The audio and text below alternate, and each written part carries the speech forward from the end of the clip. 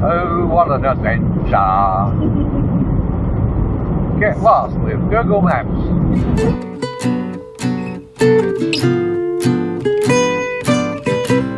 Hey everyone.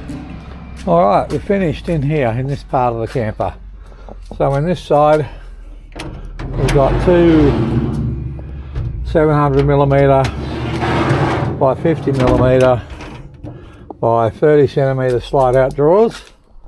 In this side we've got enough room along here to put a couple of jerry cans if we need to, a little generator, 2 kVA generator, the Honda will fit there, and also the 1 kVA will fit there if we ever need to take a generator. On that side over there we can put Ziggy's steps, tie them in there with I've got a 300 watt fold out set of solar panels that'll fit in there if I need to take them. We're not loading it up yet because it's I've got to weigh it all empty and then weigh it full, make sure I'm under the limits, and if I'm over then I'll get something done about that. So on this side we redid Ziggy's kitchen, and it's a much better kitchen. We've still got the drawers here and the 60 litre fridge. I'll just take this out of the drawer because I'll need that in a second. And here we've got Ziggy's kitchen that we changed. That slides out like that.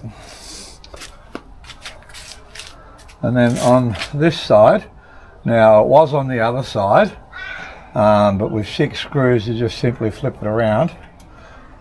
On this side we have the work area, or the where the induction cooker or a gas cooker or whatever sits, and underneath that we've got a little cutlery drawer for 2 knives, 2 forks, 2 spoons, and a few little knickknacks in there, and that just simply pushes in and then pushes back in. Now the reason we shifted it on this side is it used to come out on this side here, but it's just 6 screws to flip it around, because it just meant that the drawer wouldn't be able to open any more than that if it was still on this side. Now in the top there's a latch on each side. Is where you put your induction cooker, fry pan, whatever you want to cook in there. And then you've got this little space here. This leg is extendable. It's just twistable and extendable, and that goes in and twists, and it's not quite long enough here because of where we're parked, but it just supports this unit here, so you can actually use it as a work area, or you can fold it back up there like that once you've got your induction cooker and fry pan out, and then it's a work surface up there as well.